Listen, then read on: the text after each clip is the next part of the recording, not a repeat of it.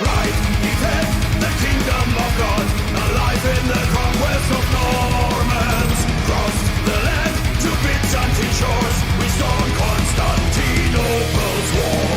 Gone ahead, the army went on, arrived at the river of Jordan. Braved the dread Jerusalem sons, and one by one the pilgrims fall. And by the city of Tyre, their bodies lying to rot. And underneath blood and iron lies the promise and honor of God. Say, will you stand up for Christ and command? Will you fight like a rebel in black? Say, will you stand up for Christ and command? Will you sanctify the dawn?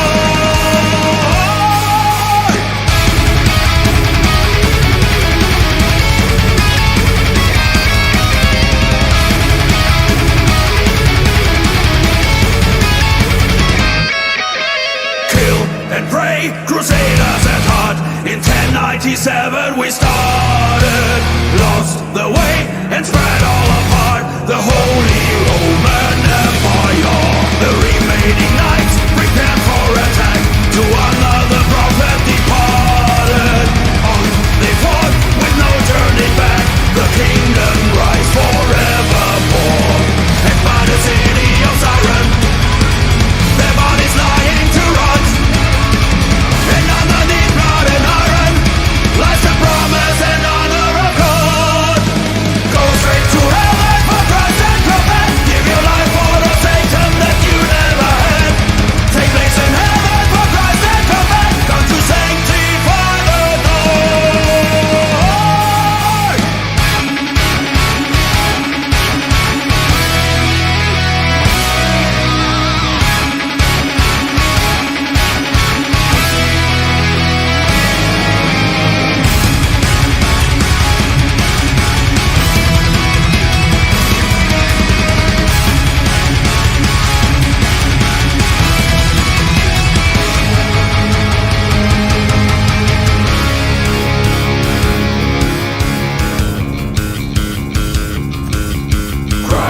Christ and combat, Christ and combat, Christ and in heaven we are Christ. Christ and combat, Christ and combat, Christ and in heaven we are Christ. Christ and combat, Christ and combat, Christ and in heaven we are Christ. Christ and combat, Christ and combat, Christ and combat. 10,000 men died for Christ and combat, done as mighty crusaders and never came back. And sent to heaven for Christ and combat, in remembrance of the dawn. Say, will you stand up for Christ and combat?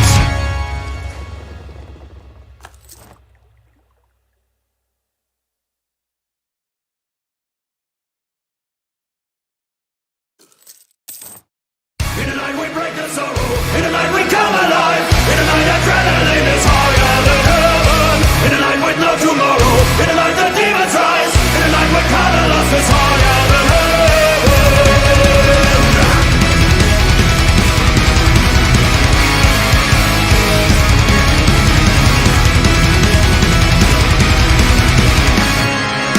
The cross on your wall, the demons inside. God raised my sword to heaven, the night to be fought.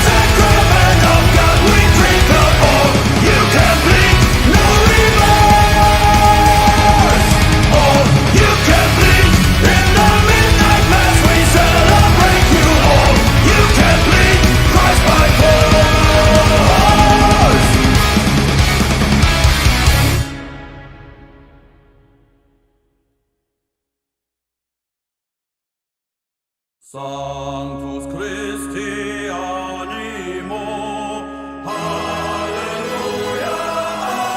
Amen.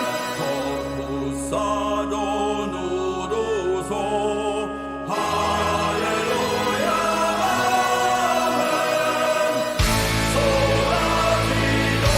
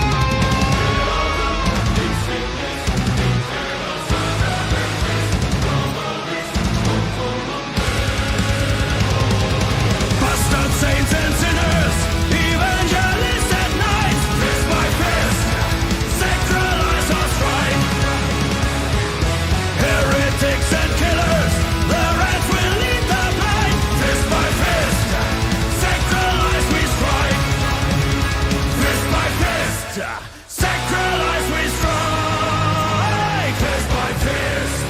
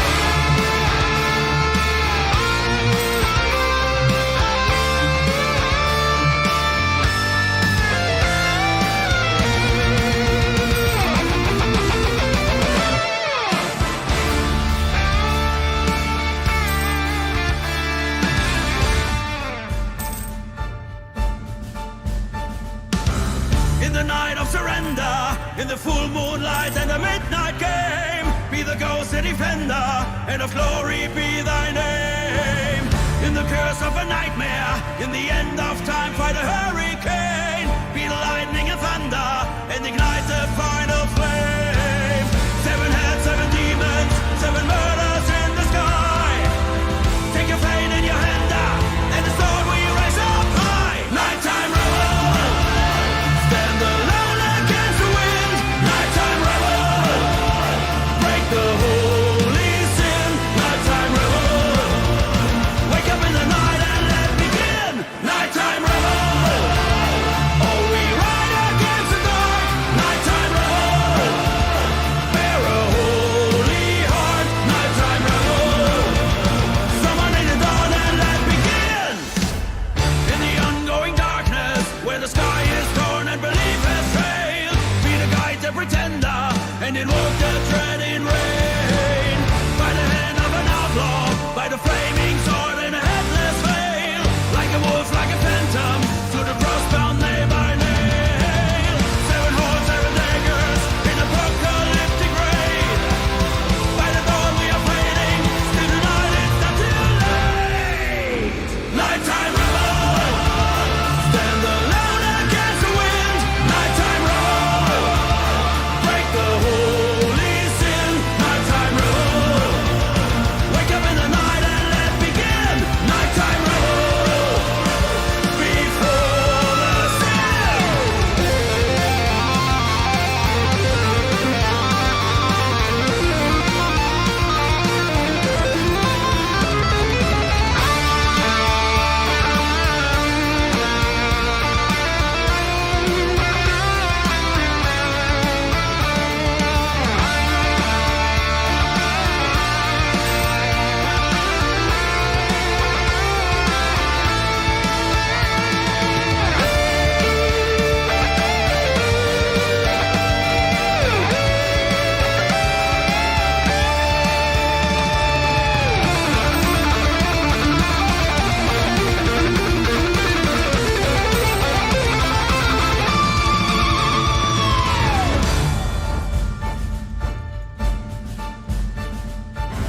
In the curse of the midnight, when inferno born and the mask unveiled, be the last man unbroken and deny the one to fade. Nighttime rebel, oh we ride against the dark. Nighttime rebel, bear a holy heart. Nighttime rebel, summon in the dawn and let begin. Nighttime rebel, pray and fight against the world. Nighttime rebel, make the call be heard. Nighttime rebel, wake up in the night and bring the sin. Nighttime rebel.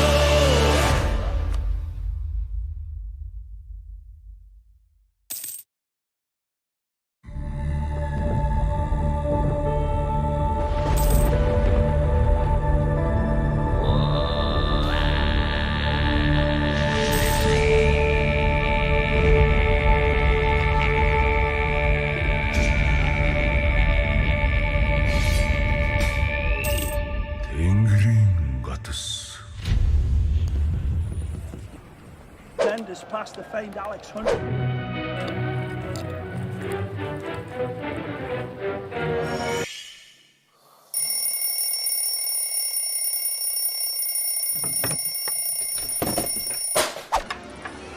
This I pledge you on my honor as a Roman.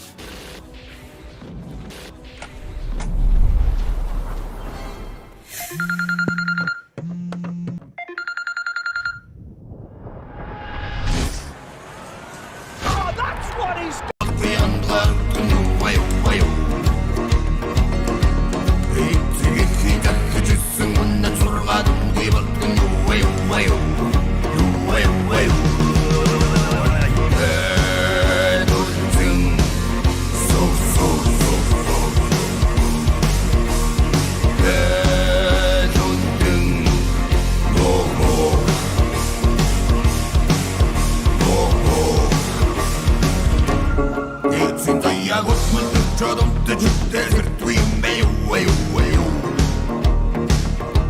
It's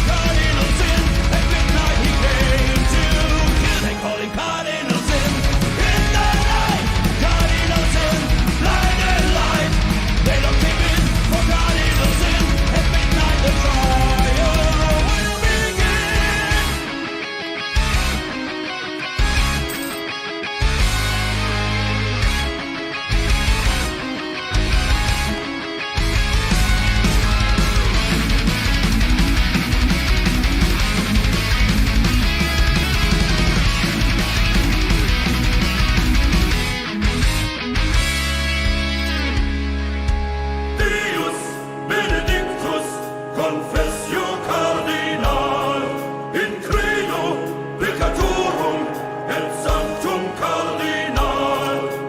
Deus benedictus, confessio cardinal, in credo peccatorum et sanctum cardinal.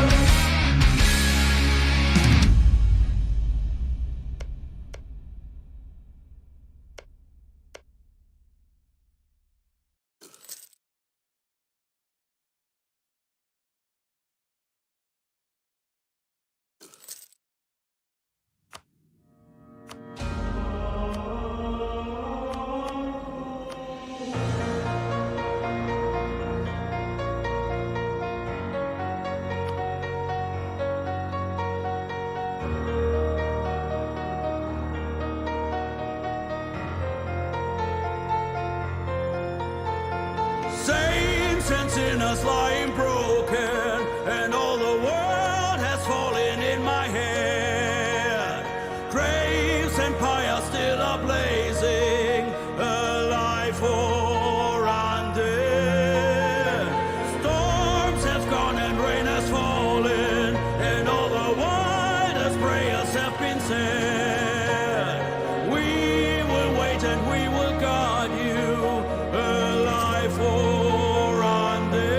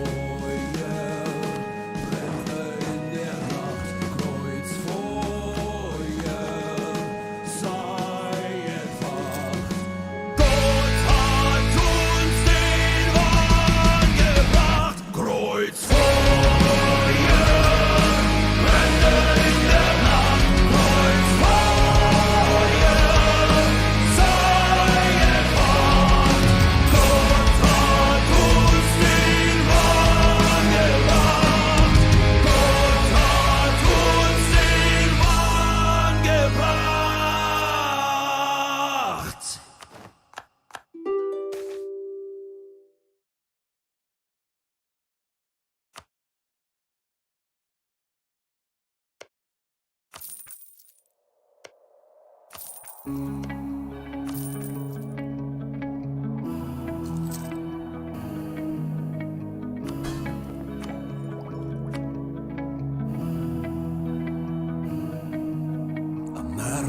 in the dark, a convent in the night. The constable is on the way, the suspect out of sight.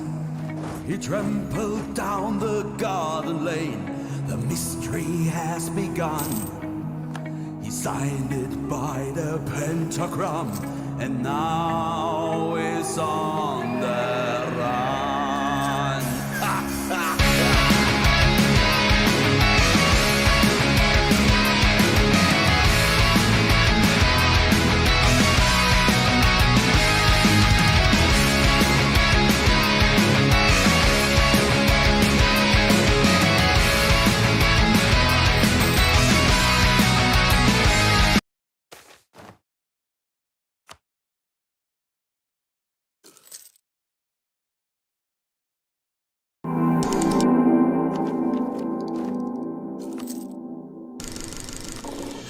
After embarking on the Fourth Crusade, an army mostly made of Venetian forces sacked Constantinople and started dividing the Eastern Roman Empire. However, the Byzantines still had holdings both in Europe and Asia, and they would remain a player going forward.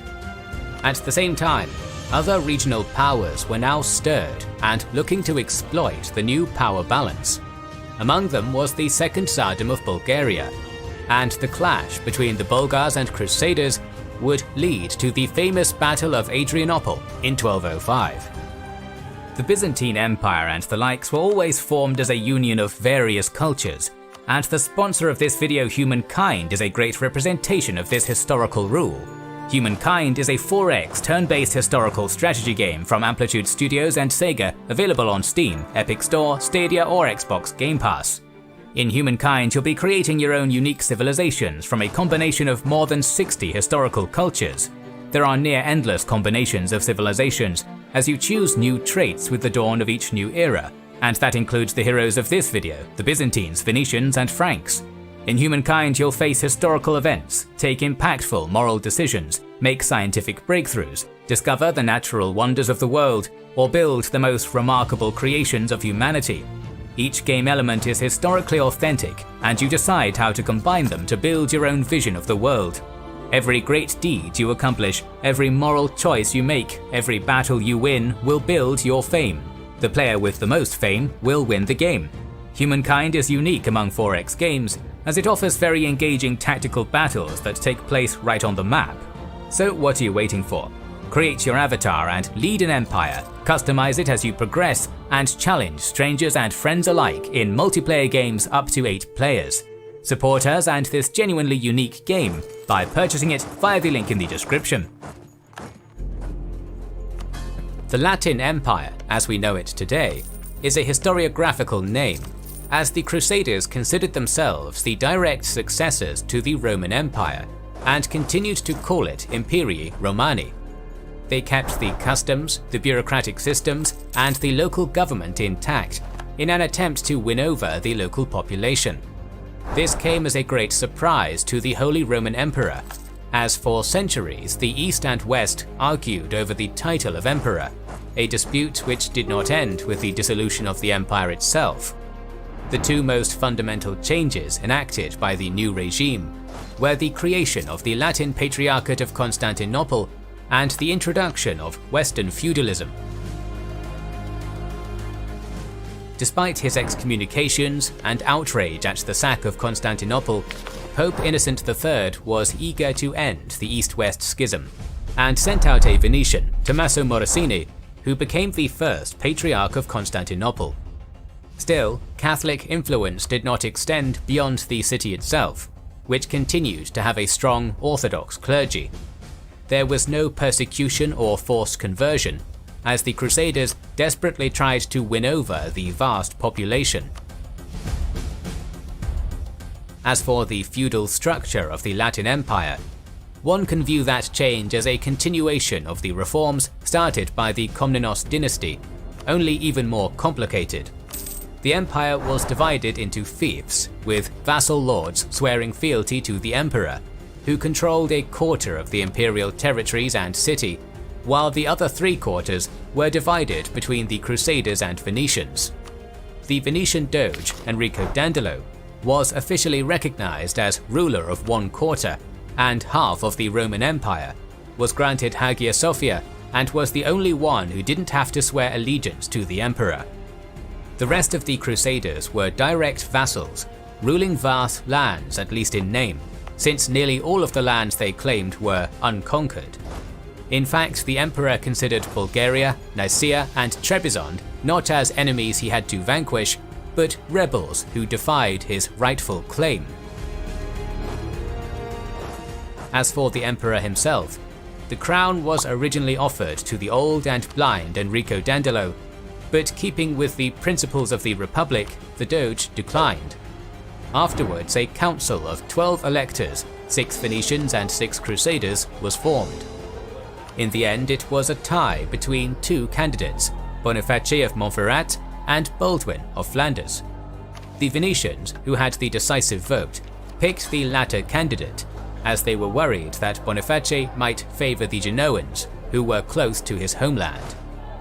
Boniface did not take the loss well, and demanded that he receive the second city in the empire, Thessaloniki, as well as the already promised islands of Euboea and Crete, to which the new emperor agreed. A month after the city fell, Baldwin was crowned, and soon his forces spilled out in all directions to solidify their feudal claims. City after city surrendered to them, and had Latin garrisons installed. But it was not long before tensions escalated. Baldwin suddenly changed his mind and took Kavala and Thessaloniki himself, while Boniface took up arms against him, seized Vivimotico, and began attracting the locals, who preferred him due to the fact he already married the former wife of Isaac II, Margaret of Hungary. Next, he laid siege to Adrianople, but by that time, the rest of the Crusaders received word of the conflict and sent messengers to both men in an effort to restore the peace. Realizing their struggle would mean the end of their new empire, Baldwin reaffirmed and expanded the rights of Boniface, who became the King of Thessalonica. While no blood was spilled, the Crusaders showed weakness, and the locals immediately sent out letters to their old enemy, Kalyan of Bulgaria, who shared their hatred, and promised him the crown if he saved them from the Crusaders. This pact was solidified by none other than the Patriarch of Constantinople, who had taken refuge in Vivimotico. The previous year, Kalyan reached out to the Crusaders and offered his help, but they scolded him, replying that he should address them not as equals, but as a servant addressing his master.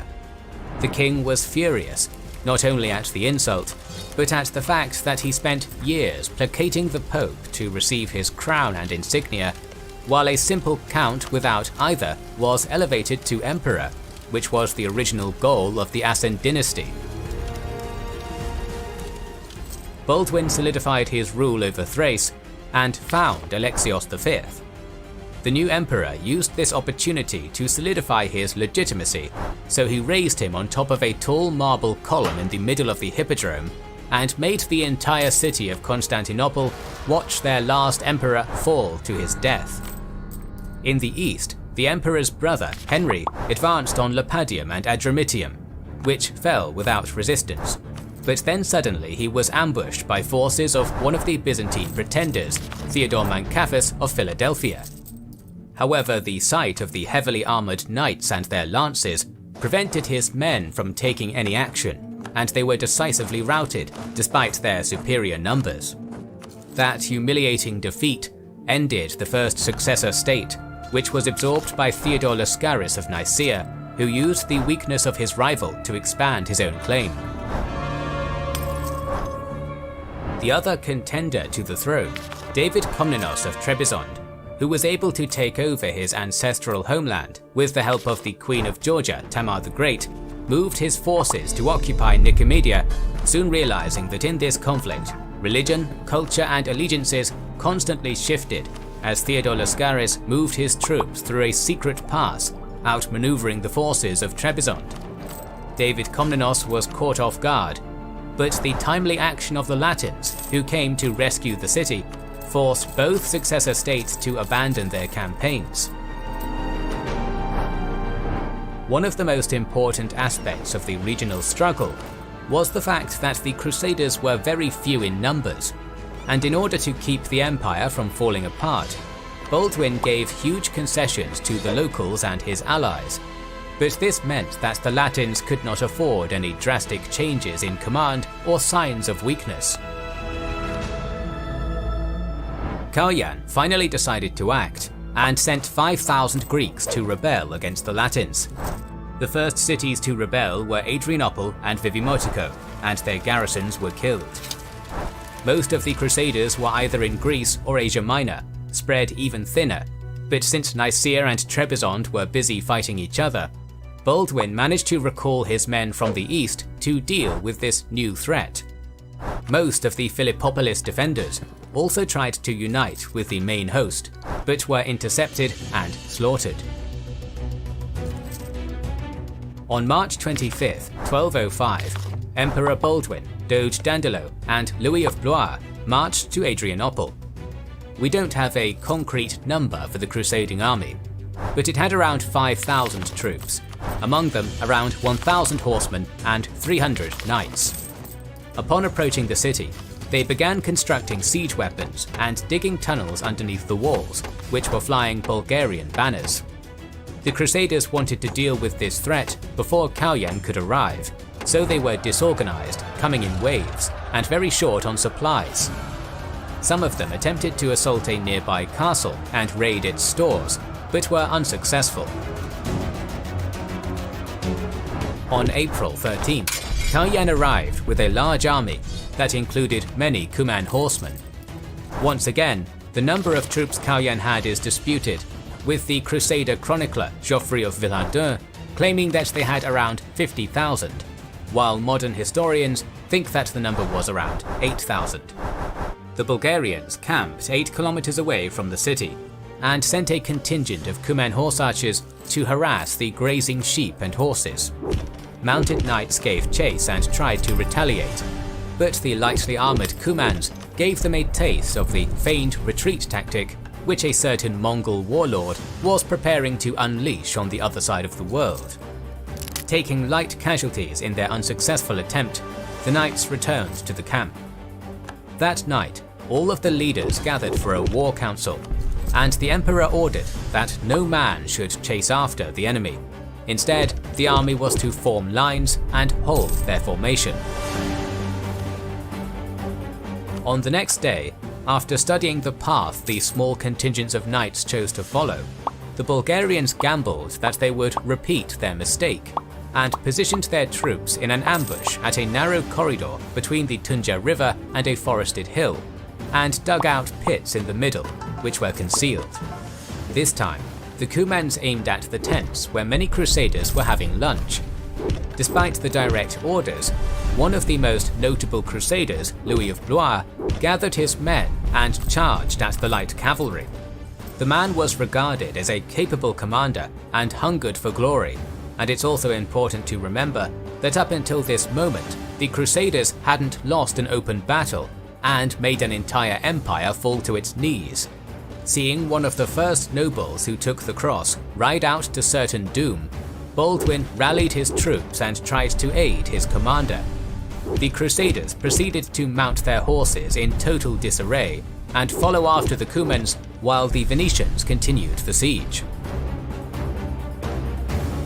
Occasionally, the Cumans would turn around and fire at their horses, letting them close the distance before they galloped further into the valley, until eventually reaching the trap, where the rest of the Bulgarian army awaited the Crusader force. The Bulgarians rushed in from both sides, while more Cumans wheeled around to block any withdrawal. The heavily armoured knights were encircled and taken down from their horses, their necks exposed to knives and nooses, or smashed by blunt weapons. While the Crusaders were few in number, they represented the best the West had to offer. Still, Count Louis and around 300 knights perished that day along with an equal number of mounted sergeants. Emperor Baldwin refused to flee and was captured by the Bulgarian force. The feudal system of the new Latin Empire was entirely broken with a single stroke, but Kalyan wanted to finish the job. He and his men rode out towards the main Crusader camp, which was ready to meet them, now commanded by the Marshal of the Empire, Geoffrey of Villadun.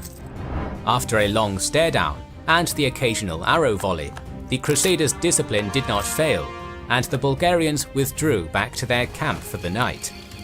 Knowing that they would be assaulted the following day, the Crusaders lit many torches and quietly left the area before either side realized what was happening.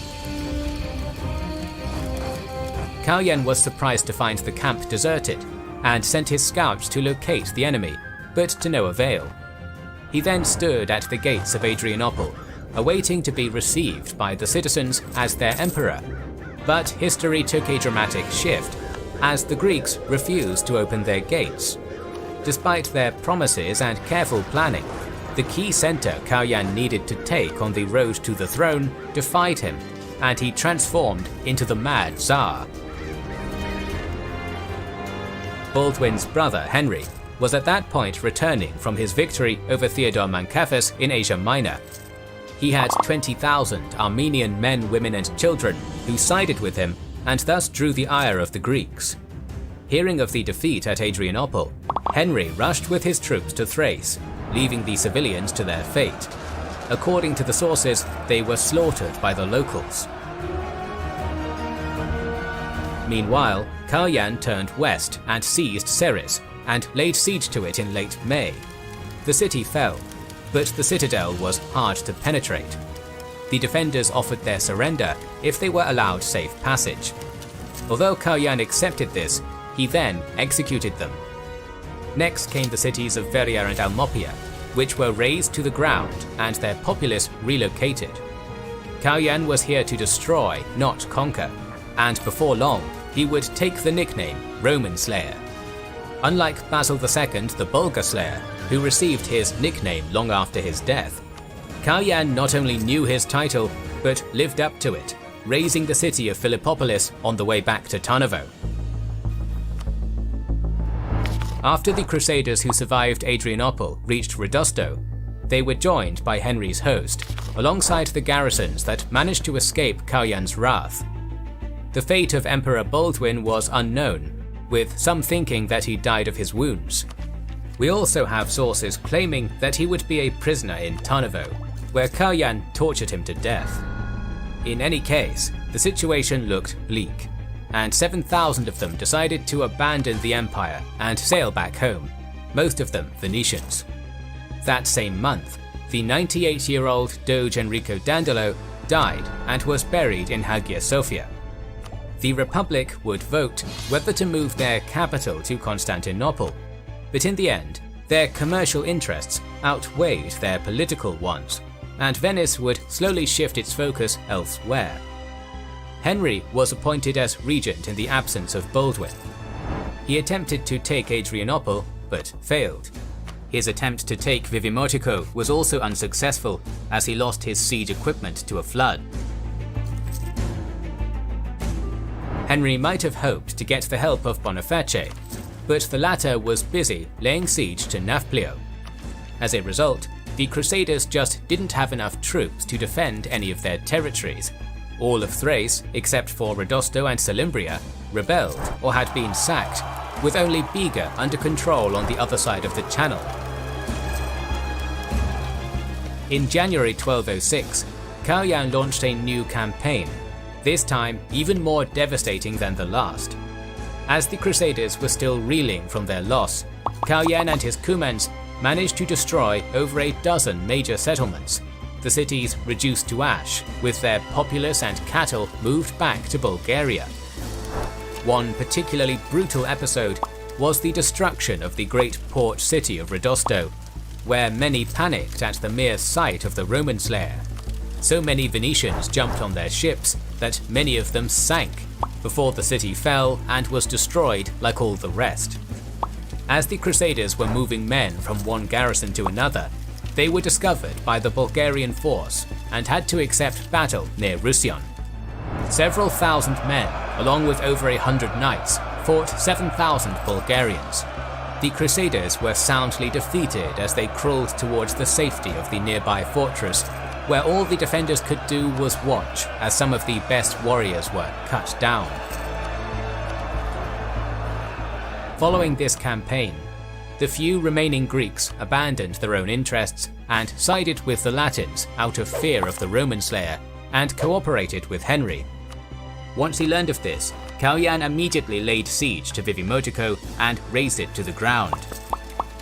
The newly crowned Emperor Henry gave chase, and after a short skirmish, pushed back the Bulgarians, who left 20,000 men, women and children, carrying their belongings on over 3,000 wagons from the razed city.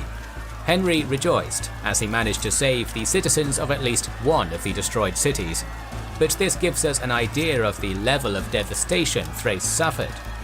The Eastern Roman Empire lost battles and lands before, but it was these events that left a scar that would never heal.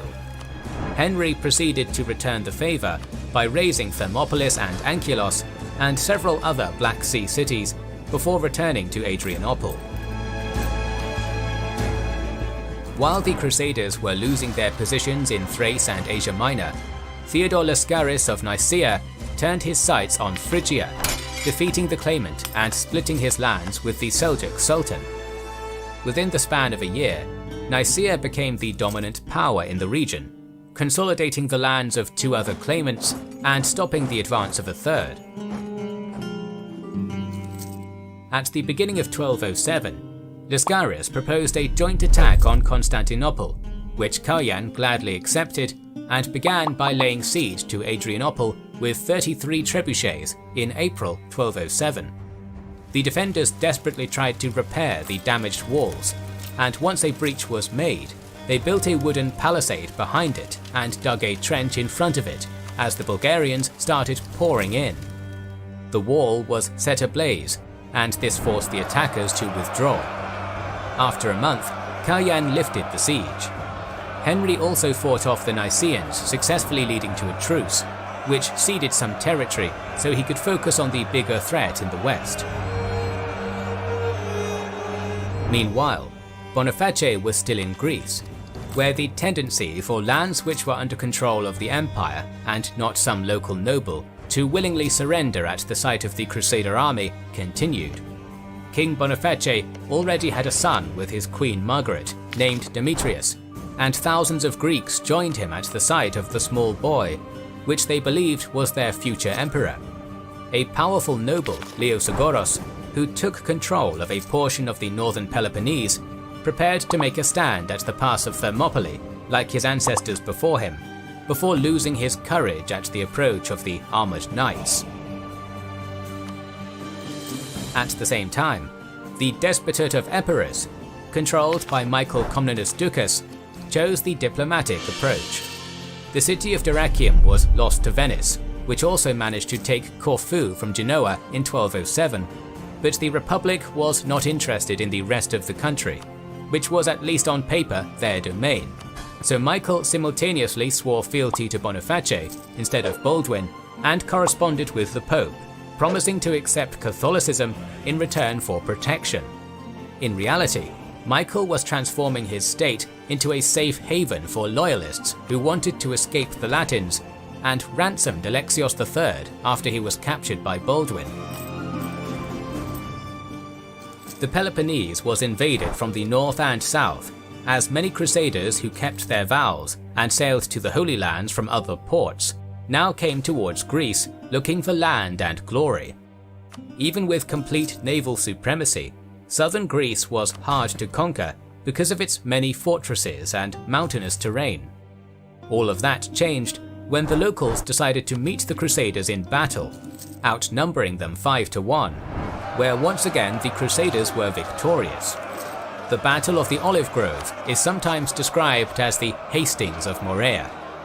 Afterwards, nearly all of it surrendered, apart from Nafplio, Corinth, Argos and Laconia, who managed to resist for a few more years. After failing to move north into Bulgarian territory, Henry met up with Boniface in Kipsela to plan a joint attack against Kayan. But on the way back to Thessaloniki, Boniface was killed in an ambush, and his head was sent to Kayan. The Bulgarians immediately made their way back into the city, ready to destroy the kingdom. But the day before the planned assault, a man snuck into Kayan's tent and stabbed him with a spear. He was the last of the 3 brothers to be assassinated, and for a brief moment amidst the chaos, both Latins and Greeks were relieved as the army went home. That was the situation in the former territories of the Eastern Roman Empire in the aftermath of the sack of Constantinople. But that is hardly the end of our story, and in the next episode we will see the continuation of the rise of Nicaea, as well as the conflict between Bulgaria and the new states continuously forming in the region, culminating at the Battle of Kokodnitsa. So make sure you are subscribed and have pressed the bell button to see it. Please consider liking, commenting and sharing, it helps immensely. Our videos would be impossible without our kind patrons and YouTube channel members, whose ranks you can join via the links in the description to know our schedule, get early access to our videos, access our Discord, and much more. This is the Kings and Generals channel, and we will catch you on the next one.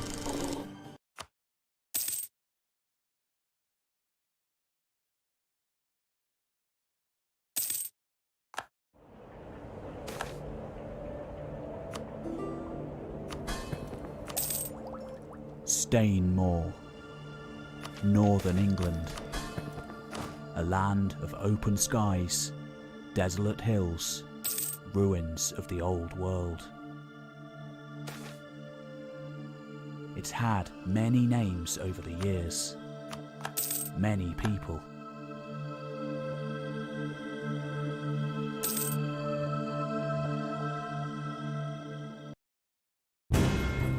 In spring 996, a solemn procession of horsemen came riding down the alpine passes of northern Italy and onwards towards the mighty city of Rome.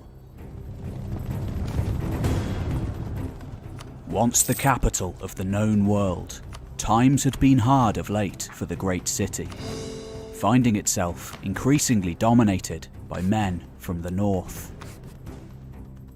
With gilded swords and glittering coats of mail, most of those present were veterans of the near-perpetual border wars, fought by their kinsmen to retain hegemony over their massive and at times unwieldy state.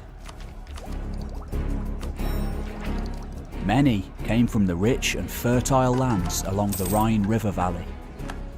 Some the rolling hills of Bavaria. Others the dark forests of Thuringia. A few of the men present likely even hailed from the Slavic marches on the northeastern borders of the realm. Their leader, however, like all German kings since Henry the Fowler first forged together their state amidst the chaos of the Magyar invasions, was a Saxon. At just 16 years old, practically all of those years spent in stoic education and preparation for rule, he had just come of age, and now, following in the footsteps of his father and his grandfather before him, he'd ridden south to the imperial city to stake his claim as successor to the emperors of ancient Rome. That king was the ruler of East Francia, Otto III, the first iteration of the German state. And just as his father and grandfather had done before him, he was about to become an emperor. For many of those battle-hardened power brokers present, the event was an especially celebratory one. After all, for a boy king to survive into adulthood amidst a sea of rebellious subjects, scheming family members, and hostile foreign powers was a remarkable achievement, of which much of the credit should be given to his widowed mother, Theophano. For Otto himself, however, a solemn, exceptionally well-educated and pious young man, it had darker overtones too. His father, Otto II, had been emperor before him, and his father, the founder of East Frankish greatness, Otto I, had been emperor before him. Each one having ridden at the head of a battle-forged army to lay claim to the throne once held by their spiritual predecessor, the great Frankish king Charlemagne. What distinguished the third Otto from his predecessors, however, was his mother, Theophano. Unlike German queens that came before, the most exotic hailing from England, she'd been born at the great city of Constantinople, capital of the still existing eastern portion of the Roman Empire. A peace-weaving niece of its emperor, John Tzimiskes.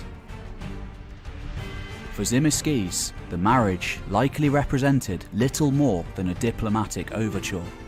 As far as he was concerned, an extension of goodwill to the barely civilized Germanic barbarians who now held sway over much of the heartlands of the now defunct Western Roman Empire.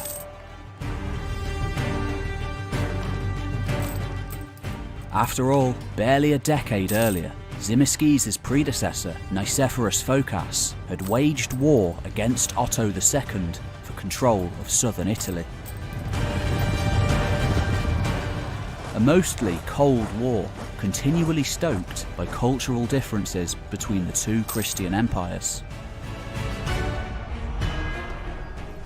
In the early 980s, however, this southern Italian theatre had cost Otto II dearly.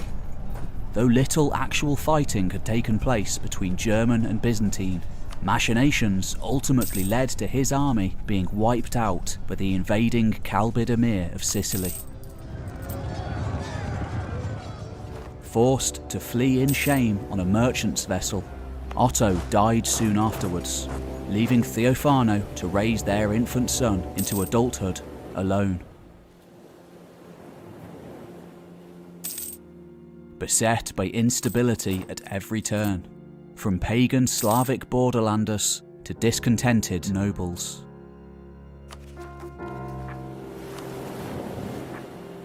To Otto III, therefore, born of the blood of two empires, schooled from his earliest years by the most prestigious scholars Western Europe had to offer, proficient in 3 languages, and well drilled in the swordcraft and strategies of war, his coming to Rome and subsequent coronation under the auspicious title Emperor of the Romans was far more than a simple power play.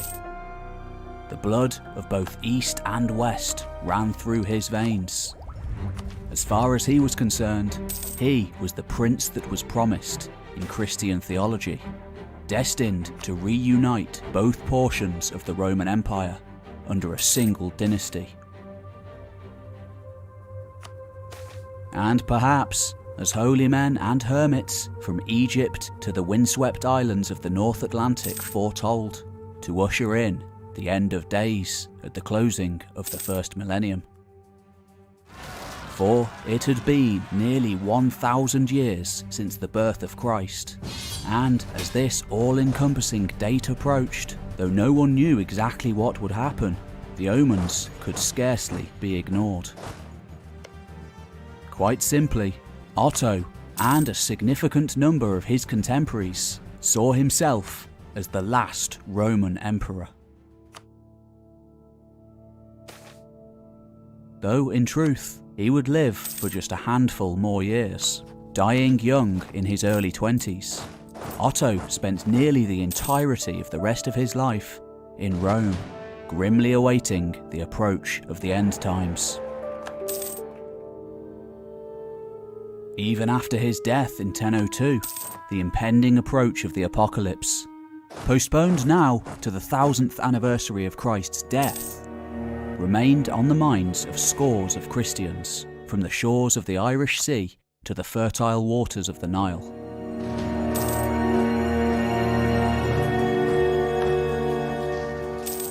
This was a time of portents, of dark omens, of hermits and holy men, preaching the coming of the Antichrist and the end of all things. Of collapsing empires, of warrior lords, and a new world on the horizon. Hello, my name's Pete Kelly. I'm the creator of this channel. Join me after this brief advertisement as we explore every remote corner of this fascinating and storied continent at the turn of the first millennium, a time when almost all of the European countries we know today first began to take shape. This video is sponsored by a long-time supporter of the channel, Magellan TV. A bit like Netflix, but entirely for knowledge. This educational streaming service has over 2,000 documentaries to choose from, on all manner of different subjects. History, science, nature, culture, and geography, including films, series, and standalone documentaries you can't find anywhere else. You can watch Magellan TV anywhere at any time on any device. And it even streams in beautiful 4K through the easily downloadable app. There are no ads or limited access at any time, and new documentaries are added on a weekly basis. Those of you who head on over to try.magellantv.com/historytime or follow my link in the description below will get a completely free trial. So, why not go and check out this epic series on the Normans once you've finished this video? It follows on chronologically from this one, and many others that I've made, and is a great introduction to this influential people whose actions changed the world. Head on over and get yourself some free knowledge. Now, without further ado, back to medieval Europe at the turn of the millennium. By the year 1000, much had changed in Western Europe since the death of Charlemagne 2 centuries earlier. That great progenitor of nearly every royal house on the continent, and the most successful and remarkable of all the monarchs to hold sway in the West since the fall of Rome. Many had attempted to emulate his accomplishments and attributes, and many more would continue to do so after this time. Though Athelstan, first king of the English, had laid claim to the title Emperor of all Britain, and the Danish king Canute would call himself Emperor of the North a century later, it was the German Ottonians, descendants of the Saxon Duke Henry the Fowler, who had been the most successful of all. His power forged on the battlefield against invading Magyar horse nomads.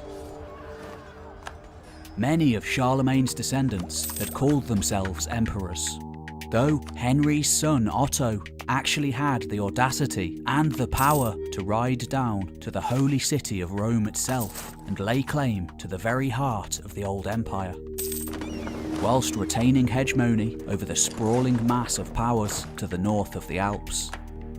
Some of them lands never held by the Romans. When compared to their West Frankish neighbours, until very recently still ruled over by the descendants of the Great King. The success of the eastern portion of Charlemagne's empire makes sense.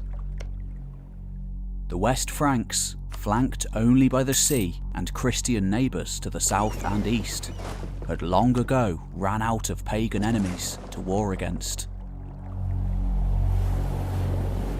To their south lay the Christian kingdoms of northern Iberia, themselves long having proved a buffer against the Caliphate of Al-Andalus beyond. Still a rich and prosperous bastion of learning, though now held in the clutches of the ruthless tyrant Al-Mansur. To the north lay more independent buffer states in the form of Normandy and Brittany. The first ruled over by descendants of Norsemen, the second Celtic descendants of Britons from across the Channel. Perpetual warfare against neither could be justified. But kings and lords still needed to reward their followers with property and plunder in order to retain their power. And, of course, ambitious second sons still sought lands of their own. Naturally, because of a lack of enemies to war against, the West Franks had turned on each other. In terms of a lack of new lands for sons to inherit, the situation was not too dissimilar to England. By the time of Ethelred the Unready in 1002, the descendants of Alfred the Great who ruled there, from Cornwall in the south to Lothian in the north, along with the various magnates and power brokers under them, had become victims of their own success. The East Franks, on the other hand, had more enemies than they knew what to do with. This might have proved a disaster for many, but for the descendants of warriors who only 2 centuries earlier had been defiant pagans, fiercely militaristic enemies of Charlemagne, it was an opportunity. It had taken Charlemagne more than 3 decades to finally subdue the Saxons.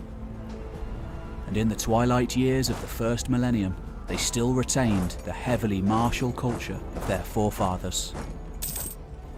Just like with the English reconquest of the Danelaw achieved by the descendants of Alfred in the early 10th century, and unlike the West Frankish magnates, reduced to fighting against each other to claim new lands, as long as they converted to Christianity, ambitious Germans and even Slavs could be rewarded with land and title.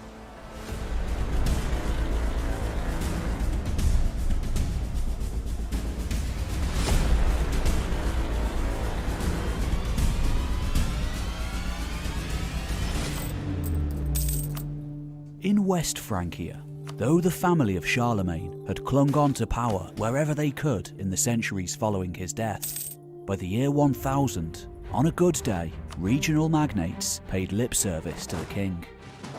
On a bad one, they went their own way entirely, fighting pitched battles against neighbouring lords to expand their own power, engaging in vicious family feuds spanning generations. In the 10th century, the most successful of these dynasties of power brokers, feeding off the weakness of the crown, had been the Robertians. Descended from Robert the Strong, a war leader endowed with power against Viking incursions in the 9th century. 2 of Robert's descendants had briefly been made king in the struggle against the Carolingians, imprisoning King Charles the Simple in a tower, before his son Louis was allowed the throne back, supported by another descendant of the Robertians, Hugh the Great, a shrewd ruler and de facto leader of Francia who realised the official title of king had become unimportant. By the late 10th century, however, having grown rich as the mayors of Paris, some of Robert's descendants began using a new title, named for Hugh the Great's son, Hugh Capet. Finally, they would begin ruling as kings. The Capetian dynasty was born, France's ruling house until the 14th century. By the year 1000, however, the office of king had been eroded so much by the actions of regional lords that really it didn't matter much in reality. It would take more than a century for the kingship to gain importance again in France. It was into this vicious landscape, with centralised power all but a thing of the past, that any self-respecting lord worth their salt would build themselves a castle, often many, and begin recruiting outsiders and peasants into their own personal retinues and warbands. These were the first knights. Perhaps the most famous of these castle builders would be Fulk Nera, the Count of Anjou. In the relatively small landscape of the Loire River Valley, Fulk built more than 100 castles on either side of the millennium. A situation that would have never been allowed had a strong king sat on the throne. One of the first lords to utilise stonemasonry on a wide scale, Fulk's castle building, and that of other lords like him, inspired a whole new arms race of fortification building, not seen in the West since the days of the Romans. The age of the castle builders had begun. Over the space of 50 years, Fulk fought successive wars with Brittany, Blois, Poitou, and Aquitaine, engaging in a near-perpetual war of attrition with the common people in his borderlands. To a certain extent, it was the same all over Francia, from Burgundy to Flanders to Aquitaine. To the north, it was also within this environment that the Norman lords honed their soldiers and knights into the most effective fighting force seen in this part of the world for centuries. When these competing warlords finally began looking outwards by the 1090s, fighting external enemies rather than each other, following in the footsteps of the Normans, the Crusades would begin.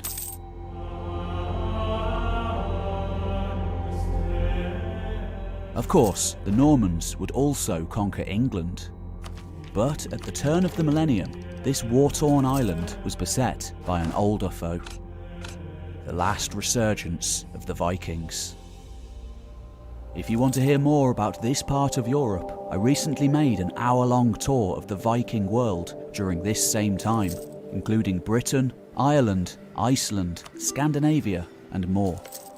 I've also made an entire playlist of videos about the Vikings and the Anglo-Saxons. Go check it all out here. To the north of East Francia lay Denmark, mostly pacified of late due to the conversion of its ruling house, but potentially a threat still. A resurgent pagan, bastard child of the Danish king by the name of Sven Forkbeard, having seized the opportunity of Otto II's death in 983 to ravage south over the border, ultimately using the renown he won there to overthrow his father, Harald Bluetooth, usually regarded as the first king of a unified Danish state. Though times had changed in the north, and before long, faced with the potential severing of trade links to the south, Sven Forkbeard realised the power in Christianity. And besides, easier pickings could be found across the Channel in Britain. Forkbeard's father, Harald Bluetooth, had himself waged wars against the realms of Norway and Sweden to the north, in turn doing Otto's job for him in seeking to convert the pagans there to Christianity. And now, Sven Forkbeard would inadvertently continue to do the Lord's work.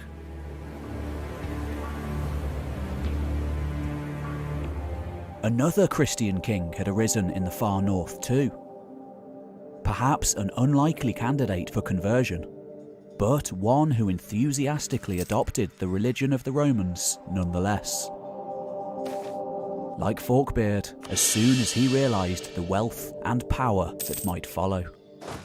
His name was Olaf Tryggvason, a Viking sea raider who'd made a name for himself in exploits from the Kievan waterways of Eastern Europe all the way to the Irish Sea. And just like the Danish kings, he'd grown rich and fat from picking at the prosperous yet increasingly divided English kingdom to his west. And now, by adding the White Christ from the south to the Norse pantheon alongside Odin and Thor, he would become yet more powerful still. Known as Crowbone to his contemporaries, invoker of fear and wonder from Hålogaland in the north to the Straits of Kattegat in the south, owner of the Long Serpent, the greatest longboat the north had ever seen, Tryggvason was arguably more brutal and authoritarian than any pagan ruler who had come before him.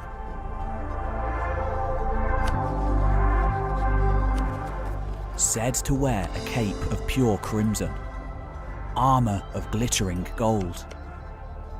Tryggvason gave the various chieftains and clan leaders of the North Way a simple choice: adopt his new religion or die, often in gruesome and inventive ways.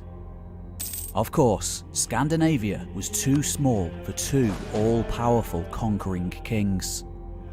And just as the 1000th anniversary of Christ's birth was ushered in, a truly apocalyptic battle was fought in the frosted seas around Denmark.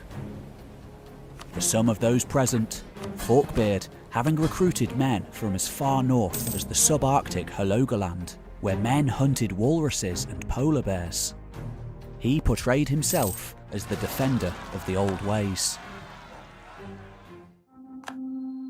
For this was a battleground of the mind, an apocalyptic struggle between tradition and the new ways of the South. For the staunchly pagan warrior lords of the North Way, this was a fight for cultural survival, their very way of life and their history. For the Christians of southern Scandinavia and their German allies, it was a war for the immortal souls of their kinsmen.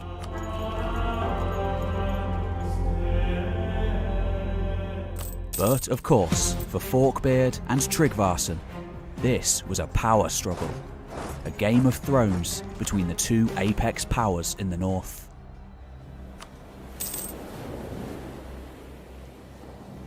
Boldly plying north from the southern coast of the Baltic Sea, perhaps after cementing an alliance with the Polish rulers who held sway there, Tryggvason walked the decks of the largest longship ever yet seen in the world. Though, in truth, his power was built on reputation, the rest of his fleet being small. Out there waiting for him in the myriad archipelagos of the Danish Sea lay a vast coalition of vessels. Pagan Norwegian chieftains and vengeful Danish oarsmen alike come together to put an end once and for all to Tryggvason's reign of terror. By day's end, the Long Serpent finally rammed and boarded by Eric Hakonsson's Ironbeard. Housecarls and kinsmen falling all around him, wave after wave of warriors felled by his own sword. Olaf Tryggvason, King of Norway, rather than fall alive into the hands of the Danish king, leapt to his death in the icy waters of the Baltic Sea. His adversary dead, the way was finally clear for Forkbeard to unite the North, before turning his gaze once more back to the fertile shores of England. Of course, for all the epic retellings in the saga tradition, in actuality, for many residents of Scandinavia, the Battle of Svolder meant little. In particular, those lords who had supported Forkbeard in his struggle. For they, the Jarls of Lade, of late led by Eric Hakonsson, a giant of a man and a fierce pagan, had little in common with their southern Norwegian neighbours, and little concept of a unified nation. Many who lived there, in one of the most northerly regions of mainland Europe, were hunters, fishermen, and traders. There were some, of course, who took the sea road south into the Baltic Sea, perhaps laden down with seal pelts and lucrative walrus tusks, in order to trade for amber with the Slavs living along the coast. They at least had one thing in common with the people who lived on these coastlines: the old gods.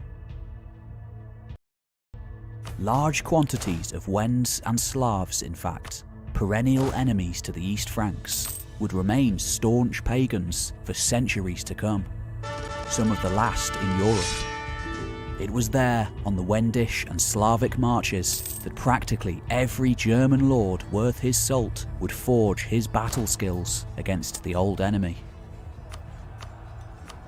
Yet, there were allies amongst the Slavs too. Just to the south of the Wends lay another, related yet more amenable people, for this was the realm of the Poles. Frankish missionaries had been far more successful there over the years, recognising its ruling elite as potential friends in the process.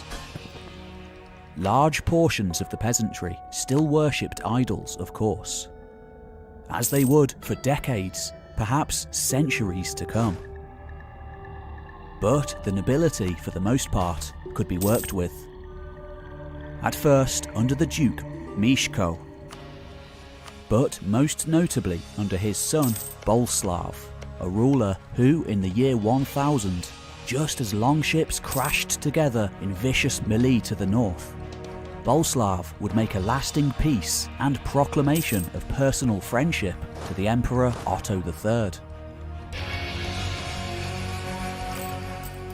Yet the Poles weren't the first Slavic possessors of a unified state.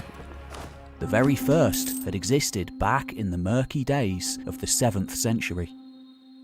Not too long after the ancestors of the Slavs first arrived in Central Europe from the east. Said to be led by a renegade Frankish merchant, perhaps implementing societal reforms and infrastructure borrowed from the Merovingian Franks, and in turn the Romans, predecessors to Charlemagne. Samo's empire had burned brightly and went out just as quickly, though its legacy would remain, and soon enough a new state was born, Great Moravia, one of the most powerful, influential, and earliest of all Slavic states. Ultimately, Moravia, Christianized by the Carolingians during the early 9th century, would collapse under the weight of invading steppe warriors from the east during the early 10th. Though when the German king Henry the Fowler finally picked up the pieces and pushed the Magyars back, the legacy of Samo and Great Moravia emerged again in the form of Bohemia, a Slavic duchy in the newly forged Holy Roman Empire of the Saxon kings. Unlike Bohemia, the land of the Poles had been relatively untouched by the Magyar incursions. And thus, when Otto II and Otto III dealt with the Polish rulers, for the most part, they did so as equals, as allies for mutual gain, reflected in Boleslav's title of king and his independent status. Beyond these states, however, as far as the East Franks were concerned, many older folk still bearing the scars of the terrible invasions of only a few decades before, resided one of the most feared groups of people ever to ride into Europe, the Magyars. As recently as the 950s, they'd ravaged the Rhineland, riding in huge bands of horsemen in order to plunder, take slaves, burn and ruin. Perhaps most terrifying of all, however, was the fact that these were unashamed pagans. It was clear that this was a different sort than the Scandinavians and the Wends, likely venerating sky gods of the Eurasian steppe. Though, as far as Otto's immediate predecessors were concerned, the distinction mattered little. They were idol worshippers nonetheless. At the end of the 9th century, ever since they first rode out into the Carpathian Basin from the open steppes to the north of the Black Sea, the same prayer had been heard in churches from Spain to Italy to France to Germany. Dear God, please save us from the ravages of the Magyars. Year after year they came, sweeping down over the Alps to plunder Italy, even racing over the Pyrenees into Iberia. only the sea stopped them from heading across the Channel to ravage England. During Otto's reign, after half a century of near continual raids, the Magyars still represented the greatest threat to East Francia. Yet they were also the catalyst for its greatness. For when Otto had rallied together the various German nobles to push the Magyars back at the Lechfeld in 955, he had been hailed as saviour of Europe. Even Muslim rulers such as Abd al-Rahman of Al-Andalus had praised him, sending a menagerie of elephants and camels as a gift to the German king. But Otto wasn't content with ending the Magyar invasions. Far from it. He used the success to propel himself to the position of emperor in Rome, the first non-Carolingian ever to bear that title. Now, however, 50 years later, for lack of a better option, no longer able to range far and wide throughout Europe, Otto III, just like with Boleslav to the north, would attempt to turn the Magyars into allies. Gifting their primary chieftain with a rich array of treasures, and having him baptised as the first king of Hungary. He'd been born Vajk, but his Christian name would be Stephen.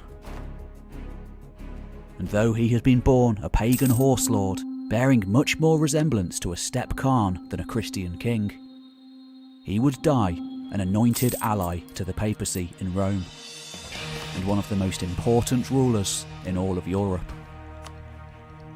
Still revered today as the patron saint and founder of the medieval Hungarian kingdom. The subsequent Christianization of the Pannonian Basin was one of the most important transformations in European history.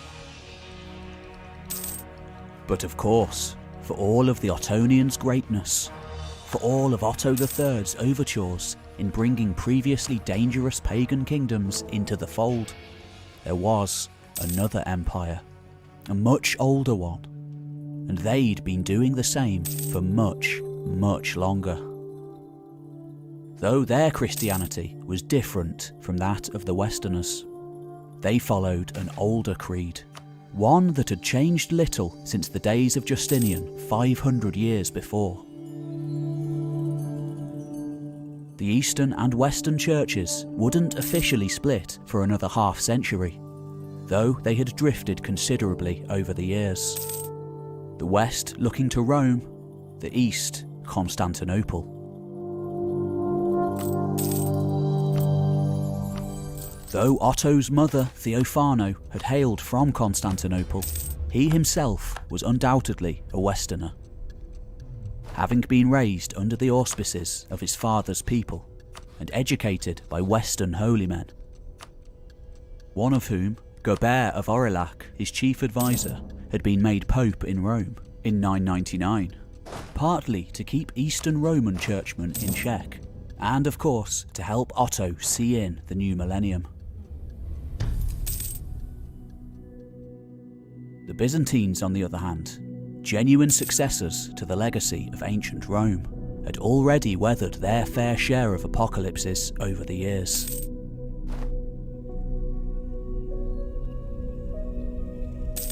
Faced with near innumerable attempts to conquer the great city of Constantinople, named for the very first Christian emperor. By Otto's day, as far as most Eastern Romans were concerned, the dark days were over.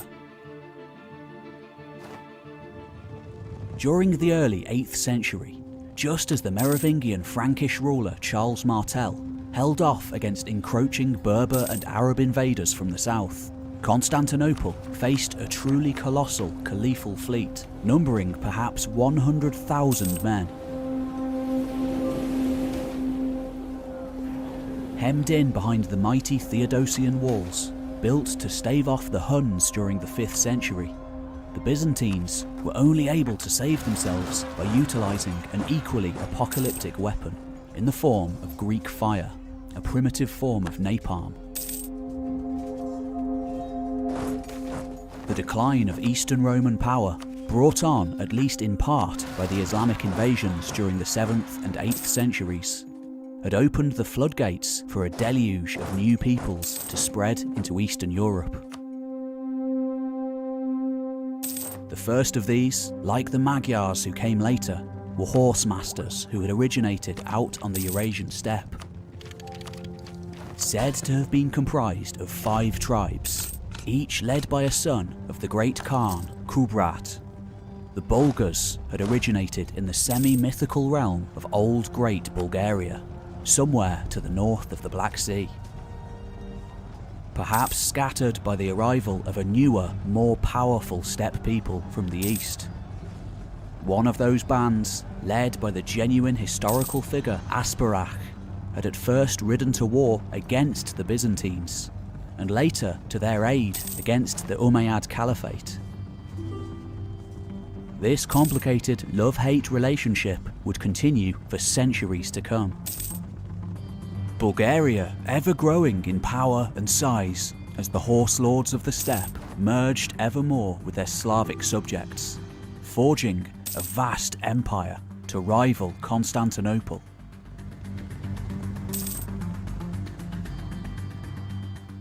By the late 10th century, having succeeded in converting the Bulgars to the Roman faith, and spurred on by the collapse of the last great Arabic empire, the Abbasids, the resurgent Byzantine state finally began a systematic destruction of the Bulgarian leadership, along with the incorporation of the now Slavic-infused population into the rest of the empire.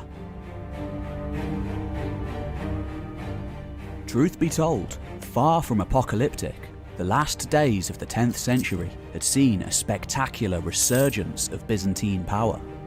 For the first time since the days of Justinian, after hundreds of years of collapsing frontiers and perennial attacks from enemies on all sides, the empire was growing larger. For this was the age of the soldier emperors.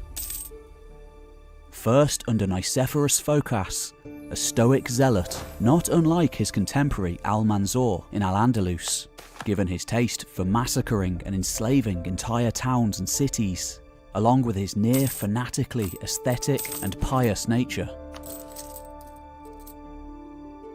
A lifelong soldier, as the supreme general of the East, Phocas had succeeded in driving back the Islamic tide during the mid-10th century, reconquering Cilicia, Antioch, and Crete along the way. After his proclamation as emperor in 963, he even made plans for southern Italy, just as Otto II did likewise. Yet, despite his astounding success on the battlefield, Phocas was extremely unpopular with the people, thus giving an in for his imprisoned and estranged general John Tzimiskes, who snuck into the imperial palace in 969 to murder his former commander. Rather than being hailed as a usurper, the dashing Tzimiskes expertly utilised the unpopularity of his predecessor, gaining control of the army and only continuing Phocas's uncompromising and spectacular victories. But of course, there were always more barbarians to deal with. Not from the east now, but from the north. Across the Black Sea and deep into the wild river systems never held by the Romans. The one weak spot in Constantinople's defences. And this new foe came in on longships. Sailing down the river systems of the east, an amalgamation of Swedish adventurers made common cause with Slavic tribes. A new people had been forged. For their enemies, a powerful and devastating foe.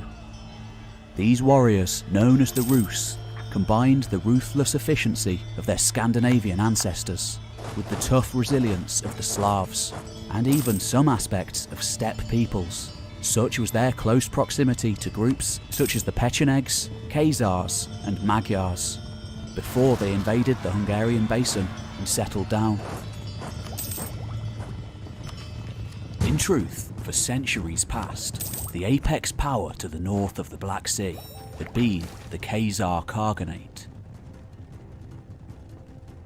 The Khazars had once been the lords of one of the most powerful realms in Eurasia, expertly combining the ferocity of their steppe ancestry with the statesmanship of the Romans and Abbasids to their south.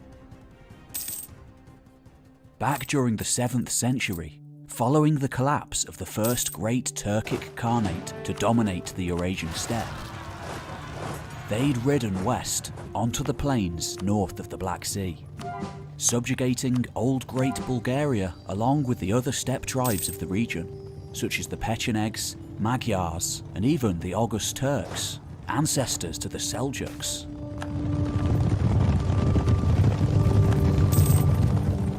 The descendants of one of those brothers from old Great Bulgaria still survived in the year 1000, making their home along the Volga River, becoming Muslims and enjoying good trade links with the Abbasid Caliphates to the south in the process.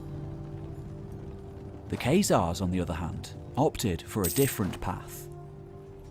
Unwilling to definitively choose a side in the unfolding conflict between Romans and the Caliphate, they instead adopted Judaism. As fellow people of the book, they could still be regarded as a great power, but hold on to their own independence. Ruling through militaristic subordinates, as fellow people of the book, they were able to gain extensive diplomatic ties with the Byzantines and the Abbasids, developing large trading centres on the northern shores of the Caspian and Black Seas, and even becoming kingmakers for a time to Constantinople. Like so many other steppe tribes before them, however, the Khazars ultimately became victims of their own success.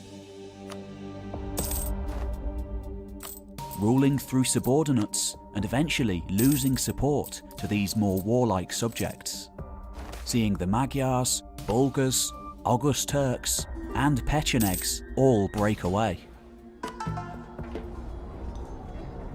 By the time the Rus, under their ruler Svatoslav, himself the spitting image of a steppe Khan, came onto the scene in the 960s, perhaps encouraged by the Byzantine Emperor Nicephorus Phocas to break up the Khazar Confederation for good, and thus free up their stranglehold on trade, they did just that.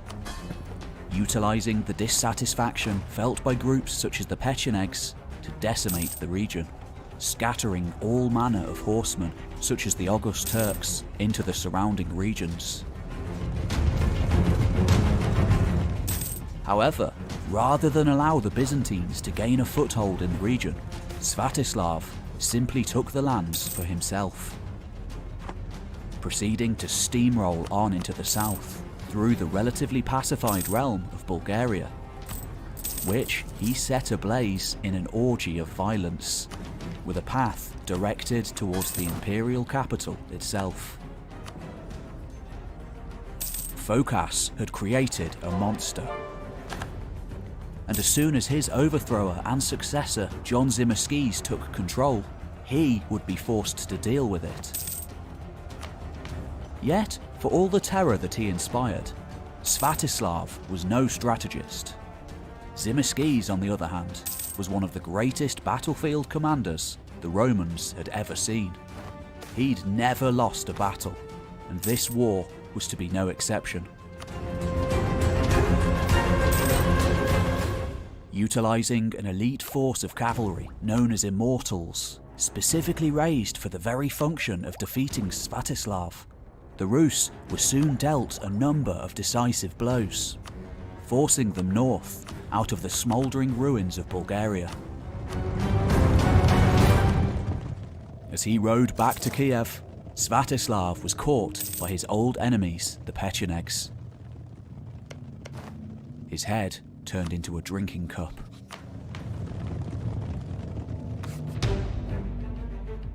Though Tzimiskes himself died soon afterwards, the stage was set for the young 18-year-old emperor Basil II, heir to the ruling Macedonian dynasty, to take command. A throwback to the hereditary imperial rule that still technically ruled the empire, but stood on the verge of replacement by opportunistic soldier emperors periodically seizing the throne. Basil, the son of the last Macedonian emperor, Romanus, would forge these two competing elements together, in time becoming every bit the capable general as his predecessors, as well as legitimate born-in-the-purple emperor. By the time Otto III was crowned emperor in Rome in 996, Basil began preparations for an all-out conquest of the resurgent Bulgarian kingdom. Propelled to empire status by the likes of Khan Krum and Simeon the Great, both of whom came close to conquering the city of Constantinople. Even with Bulgaria in its weakened state thanks to the Rus, this was a war that wouldn't be completed for more than 30 years to come. Bulgaria would arise again, though this wouldn't be for another century.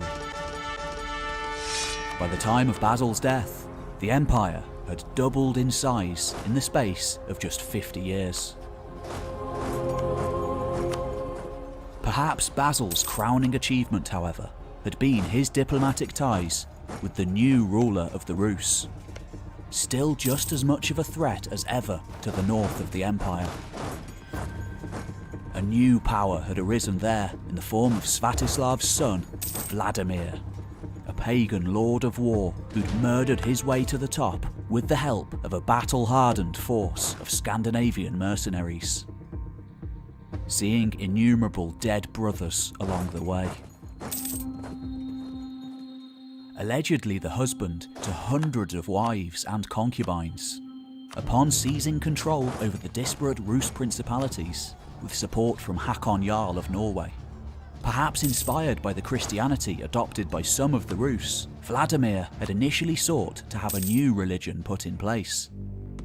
A semi-monotheistic cult dedicated to the worship of the storm god Perun.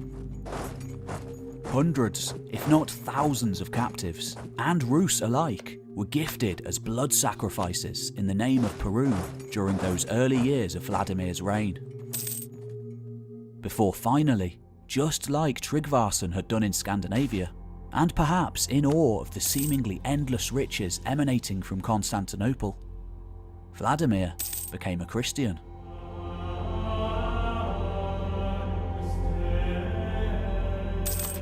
The idols of Kiev were put to the torch in a mass conflagration, and presumably much to the dismay of Basil's sister. She was sent north to become the latest wife of the Rus king. The deal was a win-win for both rulers. In return for marriage to a born-in-the-purple princess and all the prestige that came with it, for this was the first time in history that the daughter of an emperor would be married to a barbarian king, Vladimir agreed to convert to Christianity and pledged some 5,000 of his warriors to imperial service.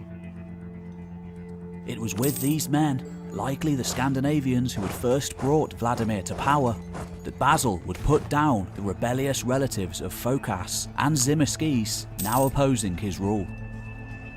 In time, these men would become known as the Varangian Guard. By the end of Basil's reign in 1025, a commonwealth of states had been brought under either direct Byzantine rule or at least its cultural sphere.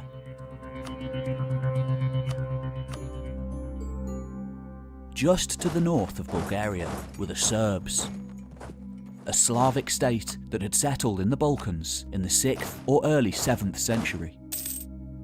By the 8th century, a Serbian principality had been forged, taking up much of the formerly Roman province of Dalmatia, along with a number of smaller states along the coast, though they contested the land with the Byzantine and Bulgarian empires to their east. By around 870, like their Bulgarian neighbours, thanks to the missionaries Cyril and Methodius, they were Christian. Though this didn't stop a near-perpetual series of wars being waged between the two powers, ultimately seeing Serbia conquered by the Bulgarian Emperor Simeon in 924. Subsequent maulings at the hands of the Magyars brought them definitively into the cultural and political sphere of the Byzantines. Finally, in 971, when Tzimiskes took advantage of Svatislav's reign of terror, the Bulgarian Empire was crushed and brought under Eastern Roman control. For the first time in over 3 centuries, Byzantine rule stretched to the Danube again, and as a result, the Serbian states came under the direct governance of the empire. After the death of Tzimiskes in 976, however, a successful uprising started in the nearby regions. Imperial control over Serbia quickly unravelled once more, until Basil finally completed his conquest in 1018, using the anarchy and confusion in Serbian territory to again restore direct Byzantine rule. Finally, in 1040, under Stefan Vojislav, a Serbian state would emerge again, surviving in one form or another for hundreds of years to come, until conquest by the Ottomans in the 14th century. A Bulgarian uprising took place too at around the same time, though ultimately this ended in failure. The Bulgarians would have to wait another 150 years for their independence, before they too were conquered by the Ottoman Empire.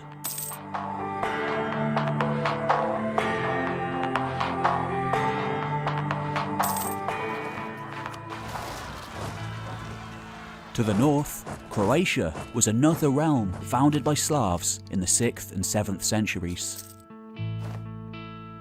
Though due to its proximity to Italy rather than Constantinople, when they finally accepted Christianity, they tended to look to the west rather than the east.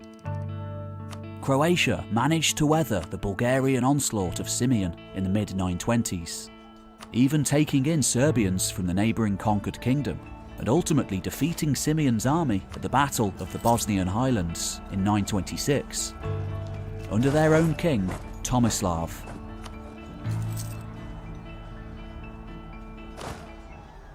Croatia would remain an independent kingdom for centuries to come.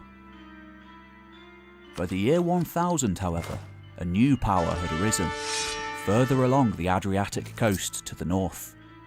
The city-state of Venice, formerly a vassal of the Byzantines, now independent and ambitious. Under their doge Orseolo, fleet after fleet of warships filed out of the Grand Lagoon into the eastern Adriatic, gradually taking control over the whole of it. One Croatian ruler, Kresimir III, tried to restore the Dalmatian cities, and had some success until 1018, when he was defeated by Venice, allied with the Lombards of Italy. The other Italian city-states too, Genoa, Pisa, Amalfi and others, would continue to play a pivotal role in European affairs for centuries to come, eventually forging maritime empires all over the Mediterranean and beyond.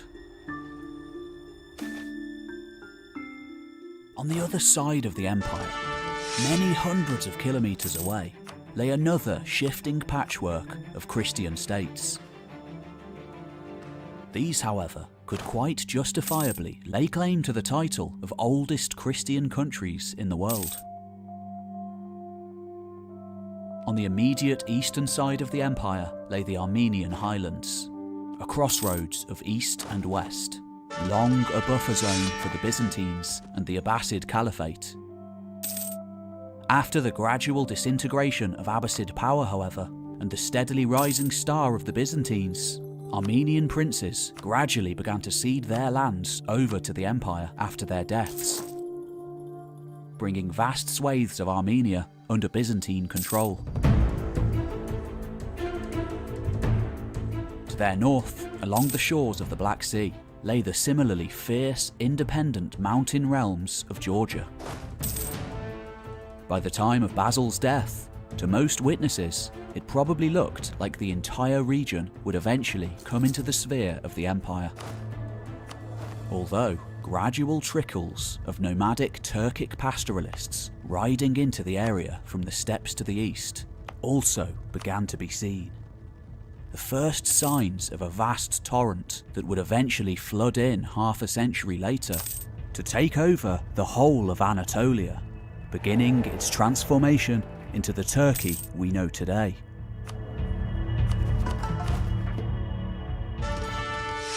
Much further to the west, in that same confusing battleground that had ultimately led to the downfall of Otto II, Byzantine power still held out, particularly in larger cities and coastal areas. Germanic Lombard invaders from the north, having conquered most of the peninsula after the reign of Justinian in the 6th century. Though these invaders became Latin-speaking over time, adopted Christianity, and emulated as much as they could the lifestyle of those who came before.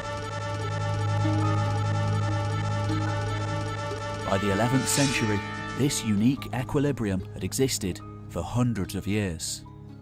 In 1018, Basil had even sent his subordinate to put down a burgeoning Lombard independence movement. He fought not just against Milas of Bari, the Lombard leader, but also contingents of warriors from the north. Perhaps the first trickle of another population movement that would change the world irrevocably, and eventually see them come into conflict with the Turkic nomads heading into the eastern frontiers of Christendom. Of course, they were the Normans. Eventually, Norman invaders would wrestle the mainland from both Lombards and Byzantines, as well as the island of Sicily from the control of the Islamic Emirate which now held sway there. Though that was many decades in the future, and no one could have predicted it.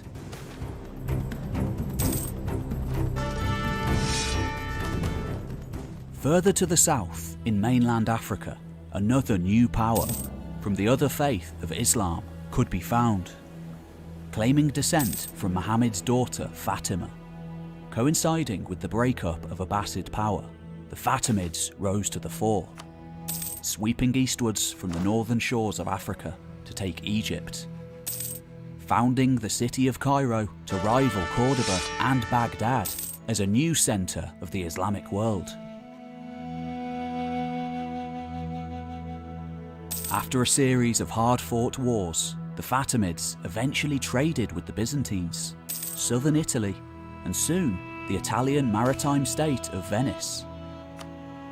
For the most part, the Fatimids became a relatively amicable state to deal with, usually engaged more with fighting their rival Sunni caliphs in Baghdad and Cordoba than Christians. Though in the last days of the millennium, the latest Fatimid caliph, Al-Hakim, known as the Mad Caliph, set about viciously subjugating his Christian and Jewish subjects, going so far as to destroy the Temple Mount, holy site of all the religions of the book.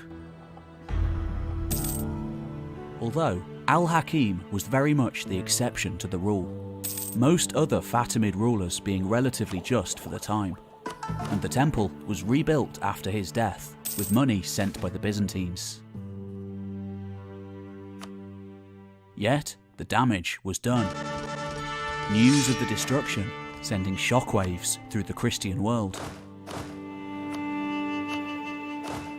Both the Fatimids and their rivals, the Abbasids, had utilised Turkic slave soldiers, a gradual trickle that would eventually give way to a torrent, reshaping the world forever. They had originated from the north of the Black Sea.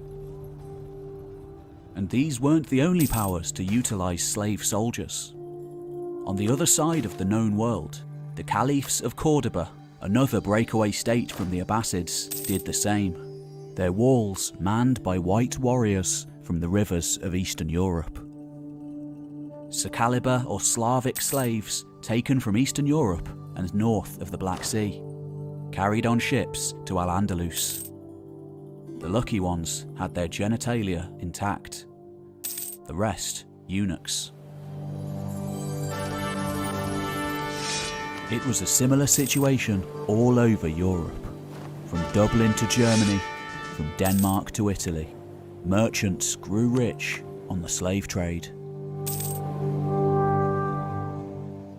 The rulers of Al-Andalus had their roots in far-off Arabia. The last remnants of the once all-powerful Umayyad Caliphate, largest state in the world, overthrown by the Abbasids in the 8th century. In recently conquered Iberia, seized from the Visigothic kingdom that held sway there since the fall of Rome, they'd found a lush and familiar climate, remaking it into the spitting image of their former Syrian heartland, far to the east. The far north of the peninsula remained independent, Christian enclaves clinging on to mountain valleys, whilst fighting perennial border wars against the Caliphate. For hundreds of years, Al-Andalus thrived as a centre of learning and power. By 1013, however, just as England fell to the Danes, Cordoban central authority collapsed too, followed by a splintering into numerous warring kingdoms, known as the Taifa States. To the north, the independent Christian states began moving south in the very first days of the Reconquista, a conflict that would escalate for centuries to come, eventually seeing Muslims and Jews expelled from the peninsula entirely by the 15th century. The world didn't end in the year 1000, but in the decades that followed, it had changed irrevocably. And as East and West increasingly coalesced over the years, culminating in the events of the First Crusade at the end of the century, it was about to grow much larger. Thanks for watching. If you've enjoyed this video, I have loads more on this time period that you can go and watch right now. Don't forget to like and subscribe. This is an hour-long deep dive.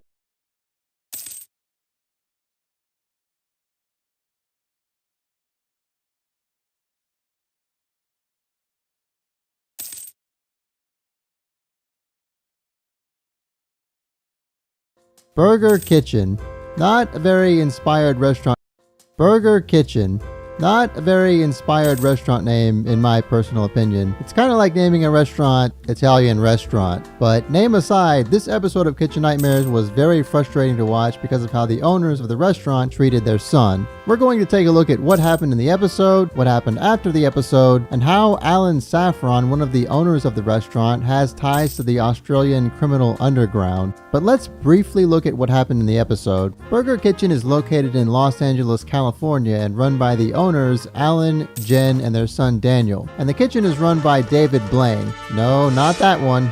This one. It's only been open for a little over a year, but it's already losing money, which isn't a good sign. Gordon shows up to the restaurant and sits down to talk to the owners and hear their opinions on what's going wrong. Alan is initially really excited about Gordon coming, and he can't wait for Gordon's help. But if you've ever seen even one episode of this show, you know what's coming next. Alan explains that since they opened, Burger Kitchen has been through 10 chefs and 10 menus, and he thinks that's a big part of the problem. He then starts explaining his bizarre conspiracy theory about how Yelp has set out to destroy his business for some reason, and we get a little taste of the insanity to come. It's also explained that Alan inherited some money from his dad, about $250,000 apparently, which he invested into the business. Alan's son Daniel had also inherited $250,000 from his grandfather, and Alan was managing it. When Alan ran out of money for the business, he took his son Daniel's money without his permission and put it into the restaurant, and that's the whole reason that Daniel is even involved.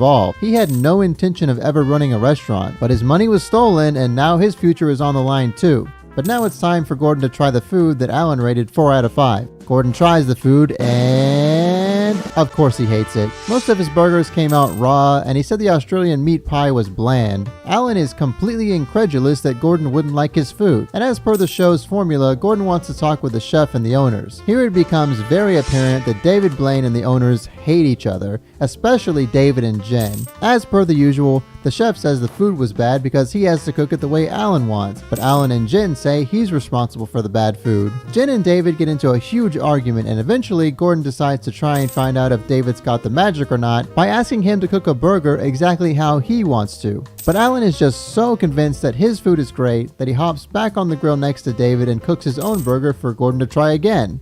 Gordon tries Alan's burger again and says it's garbage. He then tries David's burger and says it's great, and Jen looks really pissed about that. She and David absolutely despise each other. Jen tries David's burger and fake coughs to try and make David look bad. But the conversation quickly devolves back into arguing over who's responsible for the poor food, and Jen gets pissed off and just leaves. Gordon follows her outside and finds her just awkwardly standing by a bush. She explains to Gordon that she's the victim and David's a bully, and Gordon finally convinces her to come back inside. The whole time this is going on, Alan is just sitting inside the restaurant by himself eating the rest of the burger that Gordon didn't like. It keeps cutting back to him eating, and it's comedy gold. But next it's time for the dinner service part of the show. If you thought things were contentious before, now Alan's son Daniel and his girlfriend are going to be working with Alan and Jen all at the same time. So you know it's gonna go well. Right away there's confusion in the kitchen. David Blaine, the head chef, is confused by the ticket system, and Daniel tries to help him, but he just seems to get more confused and annoyed. Eventually, David and Daniel get into a huge argument, and after David threatens Daniel, Daniel snaps and fires him on the spot.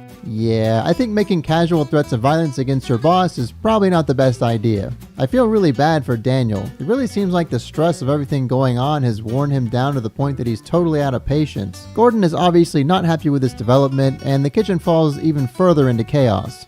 Orders keep coming back from the kitchen undercooked. Why does every single thing from this kitchen seem to come out undercooked? You'd think that at some point, someone would figure out to cook it longer. But then David Blaine magically reappears and starts demanding the payment he's owed before he leaves, which causes a whole nother dramatic scene. Okay, so throughout the whole episode, David keeps making these accusations of drug and alcohol abuse to everyone, and they always seem really surprised. Like, I think he's literally just making up shit for no reason. That, or this is the family with the worst substance abuse problem on earth. I counted 9 different times throughout the episode that he made some kind of accusation of drug abuse, or made some kind of reference to drugs. Why is he so obsessed with drugs? One specific insult that he keeps throwing around is that Jen is taking Prozac, which is a medication that's used to treat depression and panic attacks, among other things. Let me just read you a few of these quotes here. I think all of the problem is, instead of putting sugar in that coffee, put a little Prozac in it. And then when he came back to get his check from Alan and Jen, he said, Jen, take $20 out and go buy a prescription of Prozac.